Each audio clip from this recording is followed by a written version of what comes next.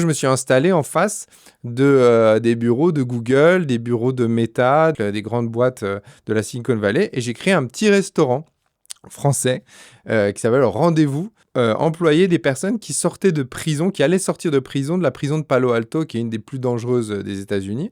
Et donc, nous, on allait former le mercredi après-midi des prisonniers dans cette prison. Et une fois qu'ils sortaient, eh ben, ils pouvaient bosser comme une entreprise d'insertion en France.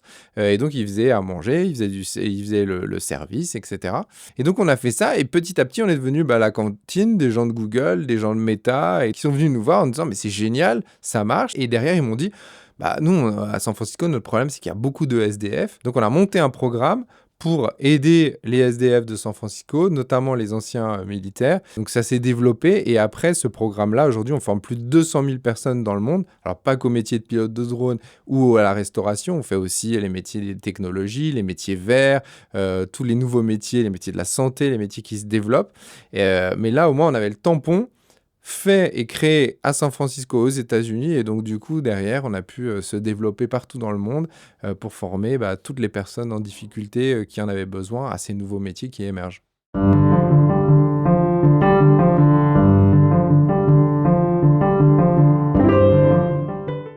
Bonjour, bienvenue dans Dialogue, je suis Fabrice Midal, philosophe enthousiaste, plein de passion que j'ai envie de partager avec vous, auteur de nombreux livres, dont le tout dernier, Comment ne pas laisser le monde se défaire. Je crois que c'est un peu notre tâche à chacun aujourd'hui. 19 leçons pour résister. Il y a un paradoxe dans la vie. C'est qu'on sait tous que quand on agit, qu'on se met en mouvement, on est content. Ça fait bouger les choses, on se sent mieux, mais on n'y arrive pas, on est bloqué. Et pour se débloquer, ce que je vous propose dans cet épisode, c'est d'écouter quelqu'un qui va vous inspirer. Parce que moi, au fond, je crois que c'est pas en se violentant, en disant « il faut que je fasse plus de choses, il faut que je bouge, qu'on y arrive ». Mais parfois, le parcours de certains êtres nous inspire, nous donne du courage, nous donne de nouvelles idées, nous montre que c'est possible là où on croyait que ce n'était pas possible. Et vous allez voir, Nicolas Hazard, que vous allez rencontrer dans cet épisode, est vraiment quelqu'un à la fois d'inspirant et de follement sympathique. Bonjour Nicolas. Bonjour. Alors, je suis trop content de te voir parce que tu es un peu pour moi une sorte de héros, tout simple. C'est un peu embarrassant que je dise ça, mais un héros parce que au lieu de te plaindre et de ressasser les choses, tu agis. Et je trouve que c'est toujours inspirant et j'espère qu'on va inspirer les gens à voir que rentrer dans l'action, c'est libérateur. Est-ce que tu veux bien te présenter et dire un peu ce que tu fais ? Bien sûr, avec plaisir. Alors moi, je suis très loin d'être un héros, mais en tout cas, j'essaie de faire ma part et d'essayer de contribuer à construire un monde qui soit un peu plus inclusif, un peu plus durable, qui soit un peu plus, qui donne envie. Et donc, j'ai créé il y a 15 ans un groupe qui s'appelle Inco. Le but d'Inco, c'est d'aider et d'accompagner ceux qui sont en difficulté sociale, en difficulté professionnelle, les aider à trouver des boulots, notamment partout dans le monde, dans plus de 140 pays. Donc ça peut être aussi bien des aborigènes en Australie, des personnes qui viennent des townships en Afrique du Sud, des réfugiés nord-coréens en Corée du Sud, des vétérans de l'armée aux États-Unis. Et aussi en France. En France, des femmes célibataires, des personnes en difficulté sociale, voilà. Très très large, un spectre très large. Toutes ces personnes qui pour autant ont beaucoup de choses à apporter, mais où on a l'impression qu'elles sont inemployables. Et donc, moi, mon but, c'est d'essayer de les raccrocher et de leur trouver un sens, un boulot, et puis de les remettre sur les rails. Donc ça, c'est une partie. Et puis l'autre partie, c'est que j'investis et j'accompagne des entrepreneurs qui ont envie aussi de changer le monde, qui ont envie de faire des choses extraordinaires, qui ont des idées, qui ont des concepts, mais qui savent pas forcément comment on fait pour créer une entreprise, pour la développer, pour la faire grandir. Et donc moi, je les accompagne du tout début, de l'idée, jusqu'au moment où ils ont besoin de financement, ils ont besoin de sous pour grandir et se développer. Et c'est des boîtes qui développent des modèles incroyables, qui sont des entreprises, par exemple, d'insertion, qui emploient des personnes atteintes atteintes de maladies parfois, qui ont des grandes difficultés sociales. C'est des gens qui inventent, des inventeurs extraordinaires, qui inventent des produits pour la prévention médicale, par exemple, c'est des entreprises qui sont dans l'environnement, qui inventent les technologies de demain pour sauver notre planète, tout ça, tout ça. Et donc ça, moi, je pense qu'on est une majorité de gens, mais une majorité un peu silencieuse, parce qu'on entend souvent les gens qui se plaignent, qui râlent, qui sont pas contents. Pour autant, il y a beaucoup de gens qui construisent, qui agissent, qui font, et c'est ces personnes-là aussi que j'ai envie d'accompagner pour pouvoir créer un monde qui soit un peu plus inclusif et un peu plus durable. Ben, je crois que c'est important que tu te présentes avant qu'on rentre dans ton livre, parce que je t'invite à l'occasion de la sortie de ton livre, qui est au fond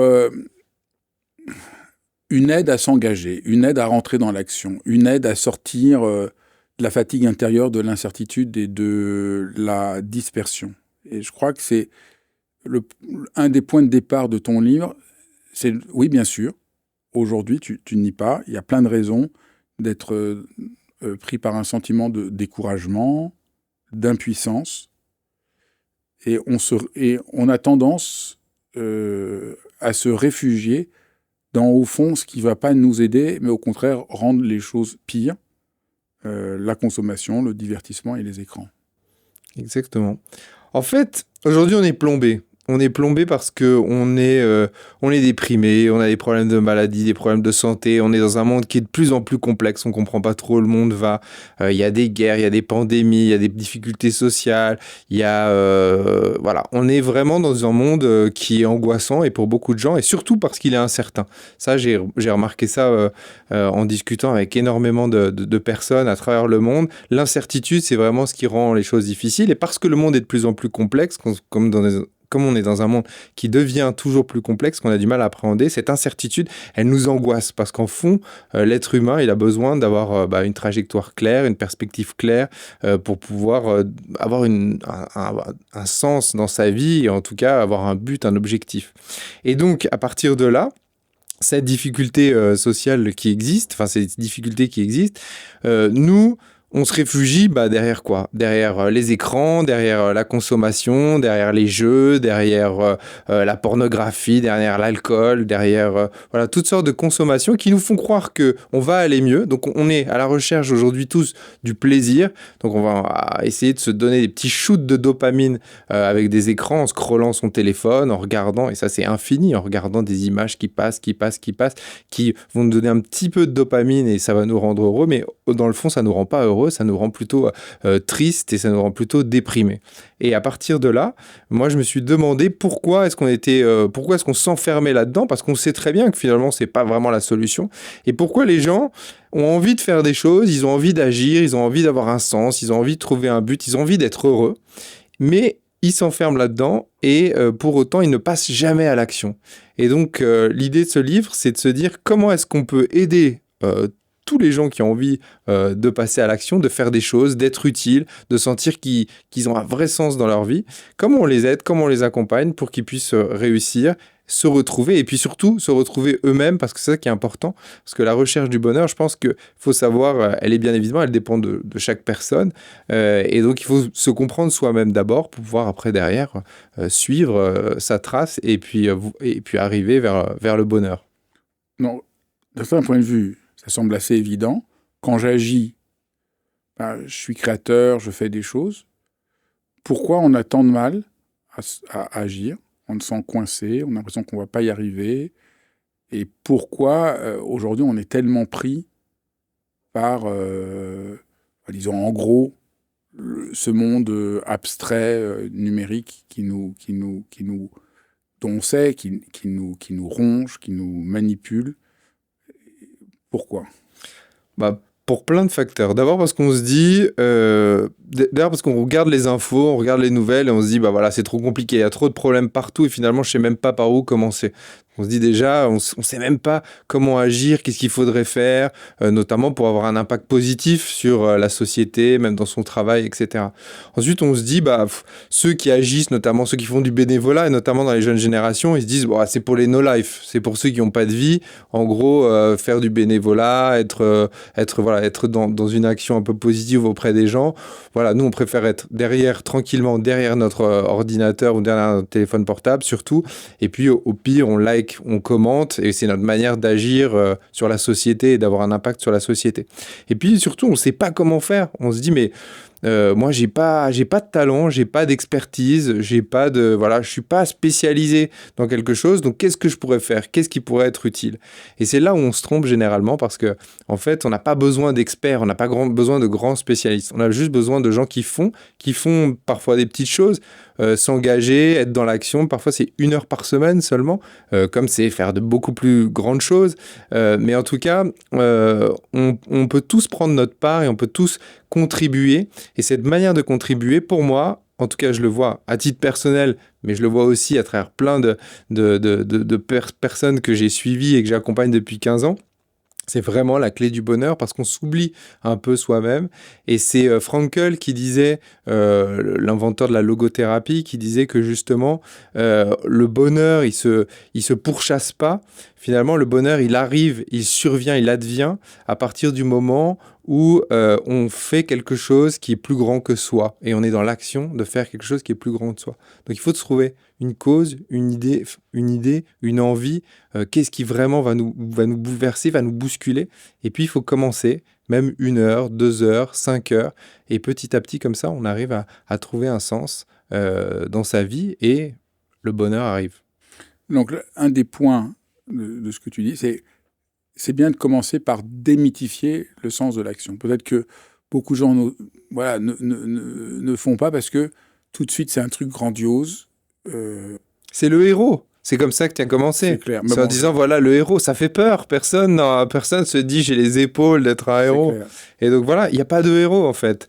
C'est juste, il n'y a pas de héros. Et puis, je pense qu'on en parlera un peu plus tard. On le fait pour les autres, bien évidemment. Il y a une dimension altruiste, mais on le fait surtout pour soi-même. Parce que la générosité, le don, l'action, c'est finalement pour se faire plaisir soi-même, pour s'épanouir, pour s'accomplir. Et donc finalement, c'est assez égoïste. Mais ça nécessite pas des grandes compétences, ça nécessite pas de grands sacrifices, ça nécessite pas d'être un héros, ça nécessite juste de faire ce qu'on a profondément envie de faire et de suivre qui on est profondément. Alors j'avais envie, pour nourrir un peu comment toi tu as fait, tu parles de 3 histoires ou d'actions que tu as faites comme ça pour nous inspirer. Alors moi, la manière, ce qui m'excite, ce qui me plaît dans la vie, c'est d'essayer de comprendre des problèmes et d'essayer de trouver des solutions. Ça a toujours été ce qui m'a toujours plu. Et donc, à chaque fois, et à travers Inco et à travers mes activités, j'essaie de voir un peu les difficultés qui existent et les difficultés sociales, environnementales, etc. et d'essayer de trouver une solution et une petite contribution. Et ça n'a pas vocation d'être une grande solution universelle, mais c'est à un moment donné, c'est une solution qui permet d'accompagner les gens. Par exemple, pendant le Covid arrive. La grande difficulté avec le Covid, c'est qu'à un moment, beaucoup d'enfants n'allaient plus à l'école. Pourquoi ? Parce que bien évidemment, les salles de classe étaient fermées.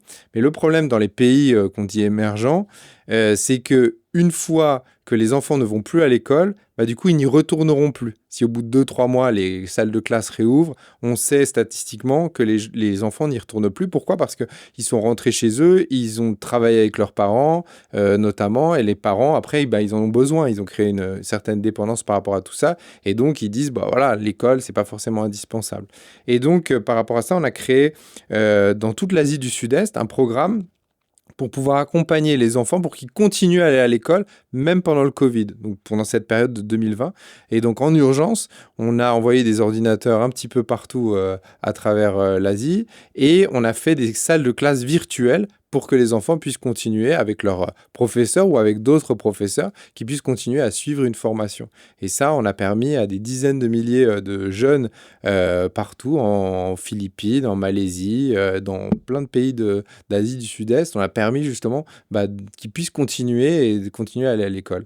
Ça, voilà, c'est encore une fois, c'est une réponse d'urgence. Après, le Covid, il a disparu, le programme, il s'est terminé. Mais en tous les cas, on a permis de faire un lien par rapport à tout ça. Et comment tu as trouvé l'argent pour offrir tous ces ordinateurs ?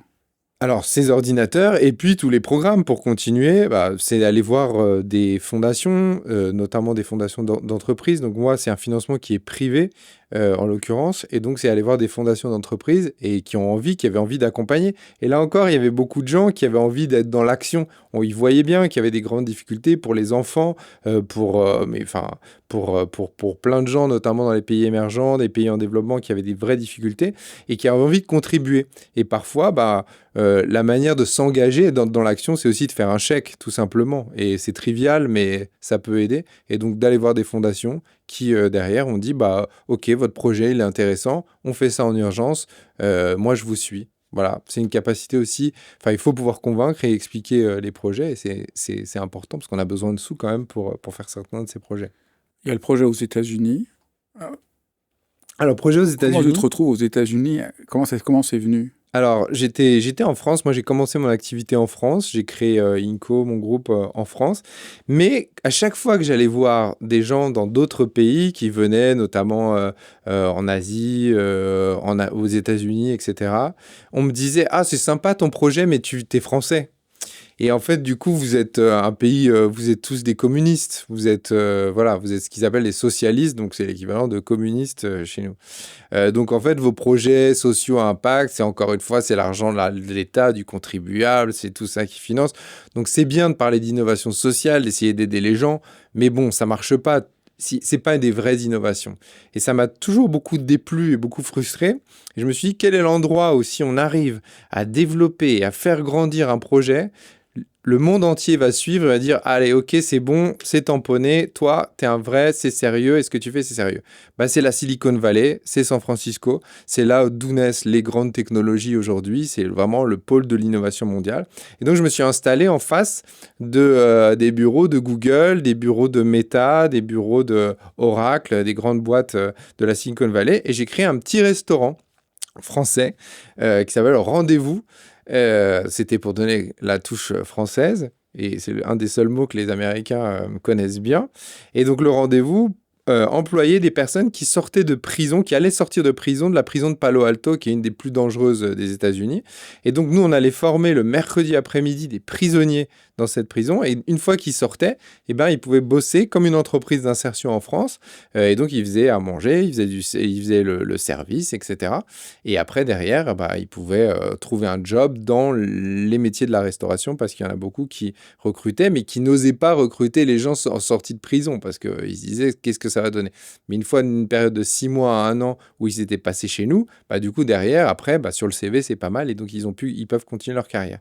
Et donc, on a fait ça, et petit à petit, on est devenu la cantine des gens de Google, des gens de Meta et tout ça, qui sont venus nous voir en disant: mais c'est génial, ça marche. Et là c'était devenu l'innovation à la française, où justement on arrivait à intégrer des gens. En plus, on faisait de la bonne nourriture, donc ça ne gâchait rien du tout au plaisir. Et donc, on a commencé, et derrière, ils m'ont dit: nous, à San Francisco, notre problème, c'est qu'il y a beaucoup de SDF, et notamment 25% des SDF de San Francisco, c'est des anciens militaires qui, en fait, ont des syndromes post-traumatiques, etc., et se retrouvent à la rue. Donc, on a monté un programme pour aider les SDF de San Francisco, notamment les anciens militaires.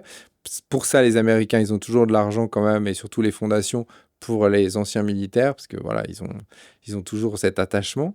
Et donc, on les a aidés, on les a formés pour devenir pilotes de drones civils, donc dans le métier de la construction, dans le métier du cinéma, dans tous les métiers aujourd'hui, on utilise de plus en plus des drones, dans l'agriculture énormément.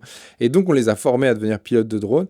Et voilà, et donc ça s'est développé. Et après ce programme-là, aujourd'hui, on forme plus de 200 000 personnes dans le monde. Alors, pas qu'au métier de pilote de drone ou à la restauration, on fait aussi les métiers des technologies, les métiers verts, tous les nouveaux métiers, les métiers de la santé, les métiers qui se développent.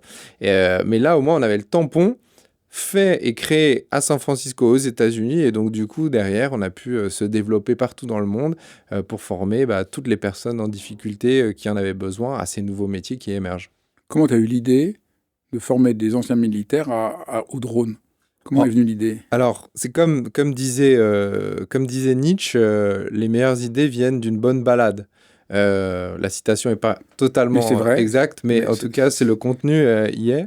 Et donc, c'est en se baladant simplement dans les rues de San Francisco. Je ne sais pas si tu as eu l'occasion d'aller à San Francisco, non, mais pour ceux qui nous écoutent, qui nous voient, c'est la première chose qui frappe à San Francisco, c'est qu'on se dit, on va arriver comme un peu au Japon, dans un univers technologique dingue, avec des écrans partout, ça va être Times Square, c'est la capitale de la technologie, c'est vraiment la capitale de l'innovation.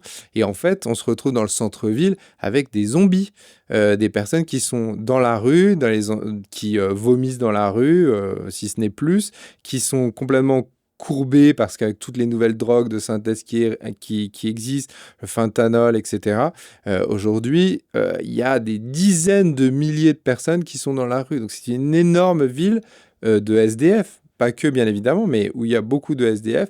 Et en fait, ce qui s'est passé dans les années 80, Reagan avait supprimé complètement tout ce qui était hôpitaux psychiatriques, notamment aux États-Unis. Et donc, aujourd'hui, ces personnes-là sont plus du tout prises en charge. Et donc, elles errent. Et donc, c'est vraiment une ville de zombies. Et c'est fou, on se dit, il y a tellement de moyens, il y a une telle puissance, il y a des telles fortunes. Parce qu'aujourd'hui, le monde, il se crée là-bas. Le PIB du monde, il est là-bas. Et il vient de là-bas. Et pour autant, on a une population qui est complètement désœuvrée. Donc, comment créer le lien? C'est moi ce qui m'est venu. Comment on crée le lien entre ces gens qui errent dans la rue et cette richesse, cette technologie, ces savoir-faire et ces connaissances.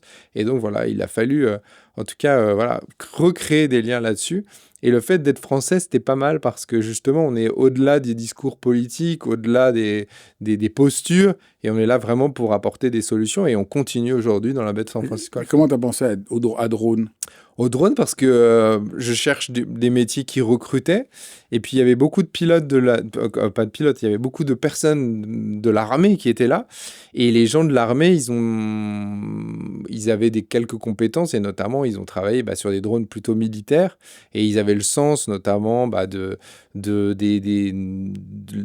maniement de ce genre de technologie, des perspectives, c'est très réglementé donc il faut suivre vraiment tout un processus parce qu'il ne faut pas bien évidemment rentrer dans les avions, etc. Et donc, c'est la compétence parfaite. Et donc, c'était le moment où les drones vraiment se lançaient. Donc, c'était vraiment dans les années 2015-2016. Et donc, voilà, ça m'a apparu comme une évidence. Parce que là, ce qui m'intéressait, c'est vraiment une manière de vraiment regarder attentivement la réalité pour voir, pour mettre ensemble, voilà, tu mets ensemble plein de choses ensemble. Exactement. Ces gens qui sont dans la rue, des gens qui sont prêts à aider, et qu'est-ce qu'ils vont pouvoir faire? Voilà, tu leur as pas proposé un truc complètement abstrait, Exactement. mais un truc qu'ils savaient déjà un peu faire et qui pouvait les transformer. Et c'est ma seule compétence. Moi, je n'ai pas de compétences techniques, je n'ai pas de compétences spécifiques. Moi, ma compétence, c'est juste de mettre des gens en réseau et de voir comment est-ce qu'on peut résoudre des problèmes. Après, moi, le drone, j'y connais rien, même si j'ai donné un cours de drone une fois. Et donc, du coup, j'avais dû passer quelques examens aux États-Unis pour le faire, parce qu'il y avait peu de gens qui avaient la compétence. Mais sinon, voilà. C'est pour ça qu'on n'a pas besoin d'être un héros, encore une fois, pour agir.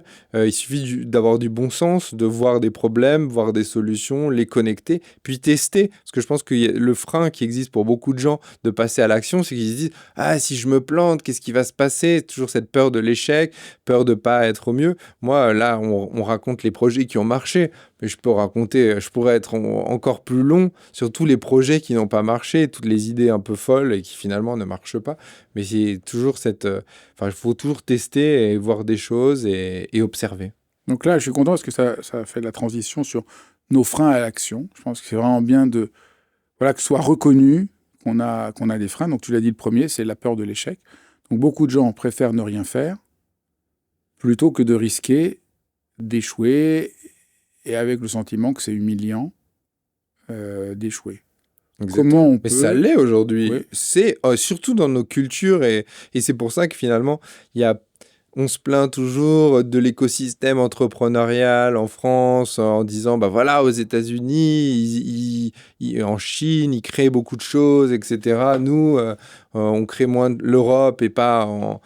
L'Europe est à la traîne sur l'intelligence artificielle, sur les technologies, etc. Mais je pense que culturellement aussi, il y a une vraie peur de l'échec et une humiliation par rapport à l'échec. Aux États-Unis, c'est un peu cliché, mais moi, je l'ai vu, je l'ai observé. Les gens, quand on arrive et qu'on leur a un investisseur et qu'on lui pitch une idée, qu'on lui décrit une idée, on dit voilà, moi je voudrais faire ça. La première question qu'il pose, c'est est-ce que vous avez fait d'autres choses avant et est-ce que vous avez échoué?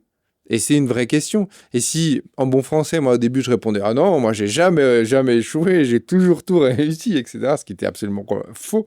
Mais bon, j'ai essayé de donner mon meilleur visage. Je me suis vite fait rembarrer parce qu'en fait, ce qui les intéresse, c'est surtout qu'on leur dise, oui, j'ai échoué, voilà ce que j'ai appris. Et donc, voilà comment nous, on va pouvoir travailler ensemble et comment, là où j'ai échoué, ça m'a permis de développer d'autres choses. Et voilà pourquoi mon produit est encore meilleur, ma solution, mon idée est encore meilleure. Et donc, il y a une valorisation de l'échec, de la tentative qui est beaucoup plus importante et qui explique pour moi une grande partie la différence, en tout cas, dans l'innovation aujourd'hui entre des cultures plus européennes et des cultures plus nord-américaines, parce que ça se voit aussi sur les financeurs. Aujourd'hui, en France, si on veut un projet, on va voir sa banque. Bon, voilà, il faut hypothéquer sa maison, celle de ses arrière-grands-parents, de ses grands-parents, celle de ses futures générations. Il faut tout baliser. Aujourd'hui, il n'y a personne qui vous fait confiance sur une idée, sur une chose. Alors que moi, aux États-Unis, sur ces histoires de drones, c'est une histoire. Enfin, je débarque à peine des États-Unis, je rencontre ces gens. Enfin, d'abord sur l'histoire du restaurant, j'ai eu les fonds pour le faire parce que j'ai demandé des fonds pour le faire parce que j'avais pas de sous en moins d'un mois. Et c'est absolument inimaginable pour quelqu'un qui, comme on dit en américain, qui descend du bateau en un mois, vraiment de pouvoir voilà, lancer quelque chose et suivre son idée, alors qu'en France, c'est beaucoup plus compliqué. Quel conseil tu peux donner pour qu'on ait un peu moins peur de l'échec? Déjà, de se planter. Le premier de se planter et puis d'analyser ces échecs, parce qu'on en a tous des échecs à un moment. Il y a personne qui peut se targuer de ne pas en avoir eu, mais généralement on les met de côté et on les oublie. On les met dans une petite boîte, on les ferme et puis on repense à autre chose. Alors que si on comprend ce qu'on a fait, pourquoi on a échoué, on l'analyse et on le perçoit comme quelque chose de positif, ça déjà, bah, ça fera beaucoup moins peur derrière. Donc là, comme un point, je crois vraiment important, c'est pas tant d'échouer qui compte, c'est d'analyser son échec, de Exactement. comprendre, de se remettre en question. Au fond, c'est ça, c'est échouer, ça nous force à devenir plus humble et à nous remettre en question. Donc, au lieu de voir ça comme une catastrophe, il faut voir ça comme une manière de se perfectionner, Exactement. de continuer de progresser. Se perfectionner et puis se décentrer aussi. Parce que en vrai, tout le monde se plante toujours et les gens se disent mais ça va obérer mon statut social, ce que je représente, la manière dont les autres vont me percevoir, etc. Alors que, en fait, le jeu aujourd'hui, c'est comment est-ce qu'on planque tous nos échecs et comment on fait croire qu'on n'en a pas alors qu'en fait, on en a tous et qu'il faut vraiment les affronter, les analyser et les embrasser. Le deuxième point, on a parlé très très rapidement, je voudrais qu'on y revienne, c'est éviter le ressassement. Les opinions, le commentaire plutôt que l'action. Ah oui, c'est un des mâles du siècle aujourd'hui, et puis qui est vraiment accéléré avec les réseaux sociaux, Le flux le d'informations. flux d'informations, etc.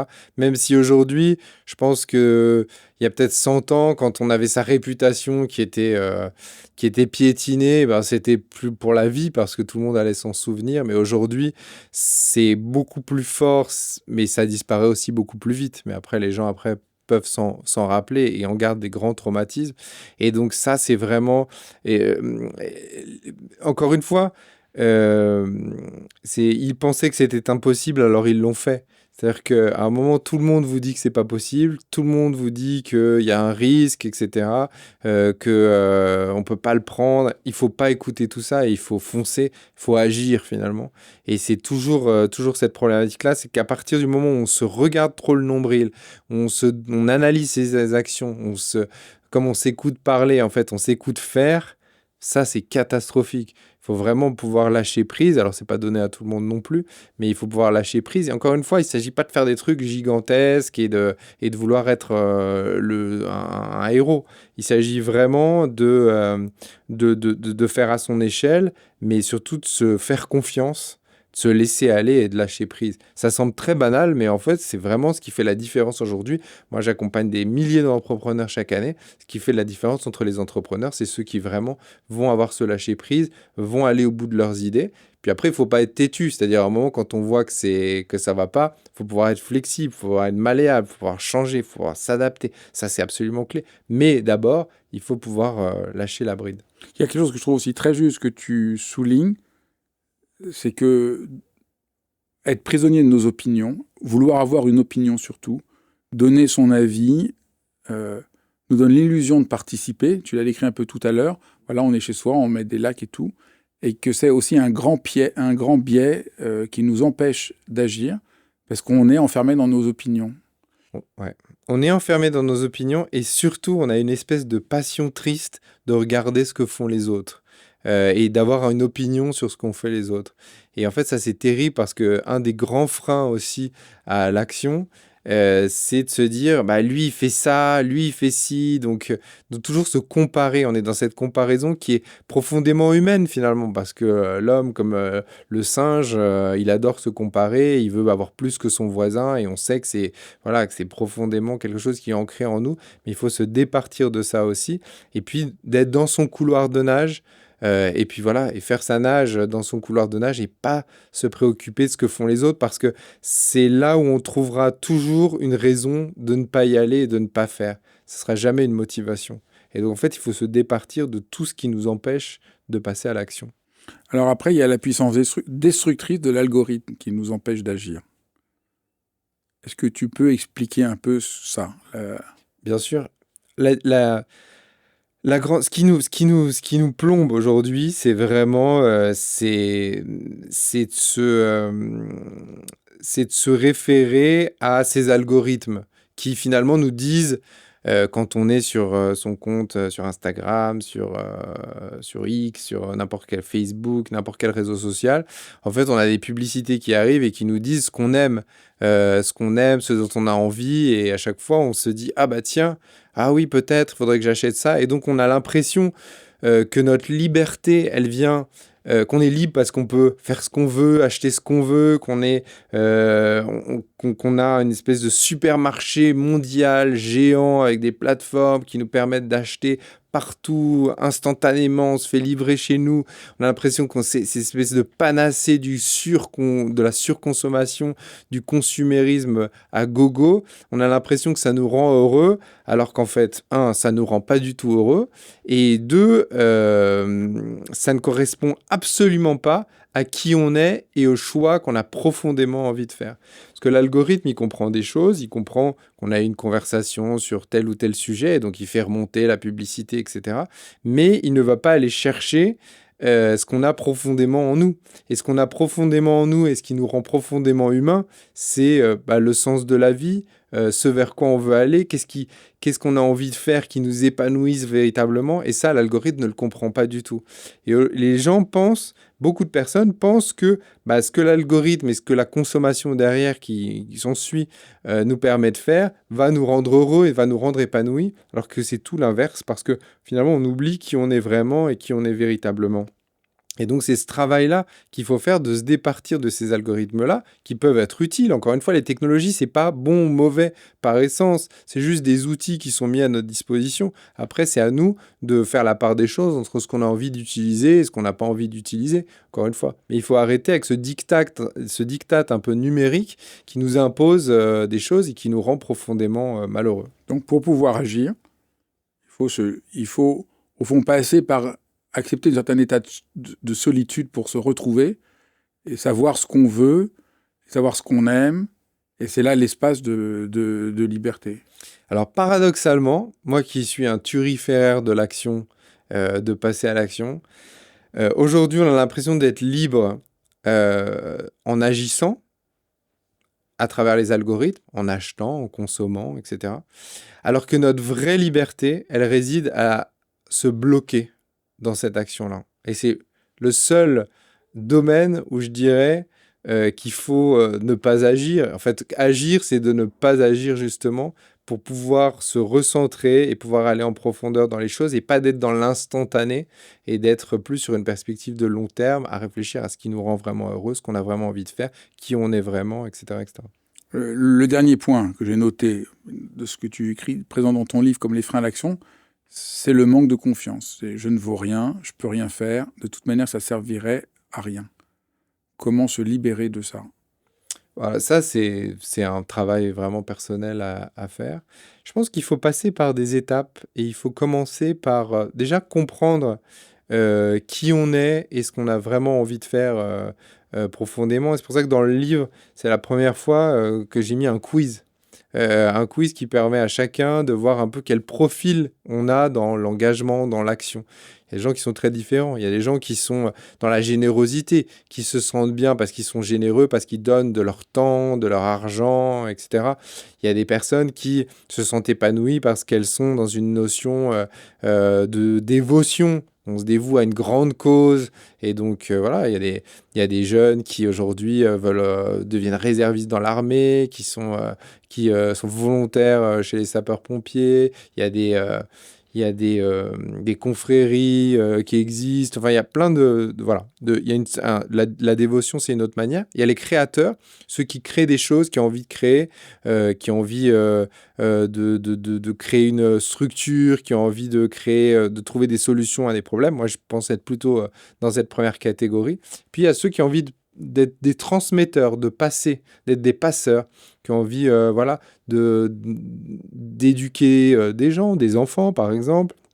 Mais aussi, je pense à un monsieur qui s'appelle Claude, qui a 70 ans, qui est visiteur de prison dans le Vaucluse, voilà, qui a envie de donner un peu de son temps et puis voilà, de passer des choses, voilà, d'être en contact avec d'autres êtres humains, etc., qui ont commis des crimes, etc. Mais, donc, on a plein de manières d'être finalement, et c'est ça qui est intéressant, et on a plein de manières d'agir, et on est plus ou moins fait pour certaines de ces manières, certaines de ces catégories. Donc déjà, c'est se définir par rapport à ça, définir sa catégorie, puis après, pas se fixer des grands objectifs en disant, bah voilà, moi, ce que je veux, c'est arrêter l'émission de CO2 dans le monde d'ici 2 ans. Il faut revenir à des petites, voilà, à des choses qui sont plus locales, qui sont plus, voilà, des problématiques qui sont plus personnelles, et donc se dire, voilà, 1 heure par jour, je vais essayer de voir voilà, quelle est la thématique, quelle est la problématique sur laquelle je voudrais travailler.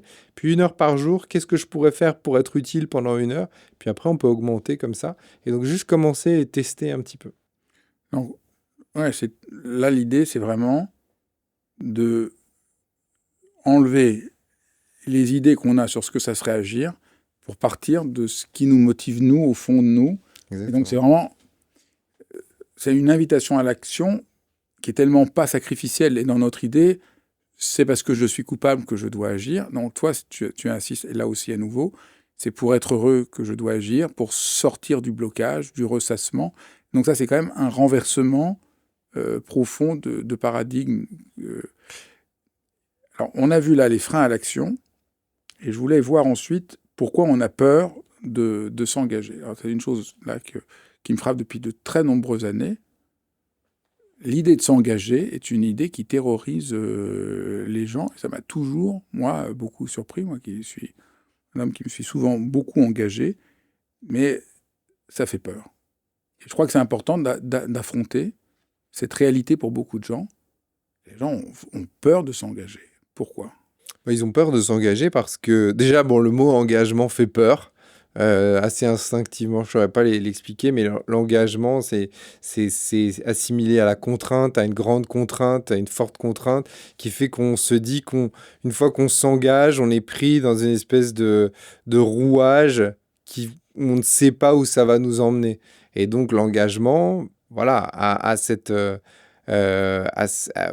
peut faire peur à ce niveau-là, parce qu'on se dit, si on s'engage sur un long laps de temps, et si je n'arrive pas à suivre mon engagement, si je n'arrive pas à aller au bout de ma démarche, eh ben, si j'y suis pas arrivé, et puis il y aura d'autres choses. Enfin, ça, c'est vraiment la base. Et encore une fois, c'est par rapport à l'échec, ce qu'on disait précédemment. C'est-à-dire qu'à un moment, bien évidemment qu'on ne sait jamais jusqu'où ça ira, on ne sait jamais si on sera capable de s'engager jusqu'à la fin, mais l'idée, c'est de pouvoir de tenter au moins et de faire des choses. Et après, c'est de se mettre aussi des engagements qui sont pas des engagements forcément gigantesques, et de se dire, je commence petit, puis après, petit à petit, j'arriverai à grandir mon engagement, le temps que j'y passerai, l'énergie que je donnerai, etc. Il y a aussi un paradoxe dans l'engagement que tu montres dans ton livre, c'est que si je m'engage, au fond, je détermine quelque chose de mon futur. Et donc, pour beaucoup de gens, je suis plus libre. Exactement. Voilà, si je m'engage à m'occuper d'un enfant, pour prendre un exemple dont tu parles, du coup, je vais m'engager pour plusieurs années. Donc, je ne vais plus être libre. Et là, en fait, quand on s'engage, au contraire, ça nous nourrit, ça nourrit la vie, et on est libre de nos engagements parce que ça nous transforme. Mais donc, il y a vraiment une illusion qui est aussi l'illusion qu'on serait tout seul, individuel, et que créer des liens nous rendrait moins indépendants. Oui, puisque c'est la disparition de toutes les structures sociales qui existent aujourd'hui. La religion, les corps intermédiaires, les syndicats, les associations, tout ça est en chute libre absolue, même si, bon, là, ça peut revenir un petit peu sporadiquement, mais globalement, la famille, toutes les structures sociales qui existaient, qui finalement nous rassuraient et qui nous permettaient de nous engager et de faire et d'agir, elles sont en train de disparaître. Donc on se retrouve soi-même avec soi. Donc c'est l'individualisme total, l'individualisme en réseau aujourd'hui, parce qu'on est tous connectés sur les réseaux sociaux, etc. Et donc on est entre nous et on cherche toujours des leaders d'opinion, etc. Mais globalement, on se recroqueville quand même sur soi. Et donc derrière, on n'a plus forcément de cadre qui nous semble adapté pour pouvoir agir. Et pour autant, c'est là où c'est dramatique, c'est que si on agit, ça répondrait à tellement de questions, ça permettrait de résoudre tellement de choses, ça permettrait d'être beaucoup plus épanoui, ça permettrait de lutter contre l'anxiété, contre les problèmes d'alimentation, contre la dépression, contre tellement de choses. Moi, j'ai eu la chance d'aller voir les habitants de l'île d'Okinawa au Japon. Aujourd'hui, ce qui fait, alors l'île d'Okinawa, ça fait partie de ce qu'on appelle les Blue Zones. Donc les Blue Zones, c'est ces zones dans le monde où il y a le plus de centenaires. Et donc, les chercheurs qui ont essayé de se demander, mais pourquoi il y a plus de centenaires dans certains endroits, notamment l'île d'Okinawa au Japon. Et en fait, on se rend compte que le point commun un des points communs, parce qu'il y a l'alimentation, il y a quelques autres choses, mais un des points communs, c'est l'action et l'engagement. C'est-à-dire à partir du moment où on est utile à sa communauté, qu'on fait des choses, et donc y compris les centenaires de l'île d'Okinawa, continuent à avoir du lien social, à être assez autonomes dans leur activité, de faire des choses pour la collectivité, des petites choses, ils plantent des jardins, etc. Voilà, et ben ça c'est un des facteurs qui explique la longévité. Et il y a une autre étude scientifique, moi qui m'a beaucoup plu, qui m'a étonné même, c'est dans une maison de retraite, ils ont fait une étude auprès de plein de pensionnaires de maisons de retraite, et ils se sont rendus compte que les retraités qui étaient bénévoles, notamment qui faisaient du bénévolat, vivaient plus longtemps que ceux qui n'en faisaient pas, finalement. Donc l'engagement, l'action, ça permet aussi d'être meilleur pour sa santé. Et ils ont même réussi à calculer que c'est l'équivalent, l'engagement, c'est l'équivalent d'un traitement médicamenteux en termes d'effet, en tout cas sur la santé. Et donc on voit cette force et cette puissance de l'engagement, de l'action, ça permet de vivre mieux, ça permet de vivre plus longtemps, ça me permet d'être plus heureux. Et donc pour moi, c'est vraiment le secret du bonheur. C'est paradoxal, parce que c'est sûr que quand on dit comme ça, on est dans un hôpital et tout, on est âgé, il faut se reposer. Et en fait, c'est l'inverse. C'est parce que je m'ouvre aux autres, je recrée du lien, je deviens un être relationnel, que je me sens mieux. Et l'engagement, c'est recomprendre qu'on est d'abord des êtres relationnels avant des êtres. Donc il y a une illusion de notre monde. Exactement. De nous présenter un modèle où en étant un individu fermé sur soi-même, on serait enfin indépendant et heureux. En fait, on est juste enfermé en soi-même. Et pour aller encore plus loin, il y a ça, et puis il y a aussi c'est tout le débat sur l'homme est-il un loup pour l'homme, ou l'homme est-il quelqu'un de profondément bon, enfin c'est tous les débats philosophiques qu'on connaît. Mais ce qui est étonnant, c'est que là encore, plusieurs études qui l'ont montré, notamment de l'Université de Zurich et de UCLA, qui ont montré que la générosité et le don permettaient aussi d'être plus heureux et permettaient de vivre plus longtemps, d'être en meilleure santé, etc. En fait, être généreux, donner de son temps, aider quelqu'un, ça génère autant de dopamine que d'aller scroller, d'aller acheter, d'aller consommer, etc. Et il y a en plus un effet qui est encore meilleur, c'est qu'il n'y a pas d'effet, ce qu'on appelle d'effet hédonique. C'est-à-dire qu'à chaque fois qu'on donne, on n'a pas besoin de donner beaucoup pour se sentir plus heureux. À chaque fois qu'on donne, on est heureux, et puis on a un shot de dopamine, et puis voilà, ça nous rend profondément plus heureux. Là où la consommation, d'abord on achète un petit téléphone et puis après, pour être aussi heureux avec le petit téléphone qu'on a acheté, on a besoin d'un plus grand téléphone et puis encore d'un plus grand et donc on a besoin du toujours plus et c'est pour ça que finalement c'est le tonneau des Danaïdes et on n'arrivera jamais avec la consommation, en tout cas, à être heureux autant que par la générosité et par le don. Et donc, il faut revenir à cet état de nature plus profond, qui est celui de se livrer, de se donner. Et c'est vraiment la société, puis le capitalisme moderne, et surtout poussé à ses extrêmes, comme le capitalisme financiarisé dans lequel on est aujourd'hui, qui finalement nous fait croire que d'être heureux, c'est d'être dans son coin, de consommer, de pas forcément s'ouvrir aux autres, de mener sa vie, de penser à soi, etc. Et tout, que ce soit dans la culture, dans le sport, voilà, tout nous amène à penser comme ça, dans l'économie bien évidemment, alors que c'est tout l'inverse. Et finalement, on se rend compte que les gens les plus heureux, c'est ceux qui ont des vies qui sont souvent assez simples. Comme je disais, comme j'en parle des habitants de l'île d'Okinawa.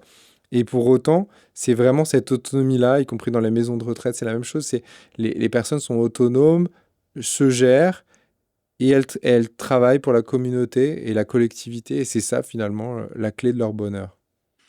Un des points que tu montres pour pouvoir s'engager et être motivé, c'est qu'il faut peut-être laisser tomber la grandeur de la cause, mais revenir à la sensation intime de vrai, quelque chose qui fait du sens.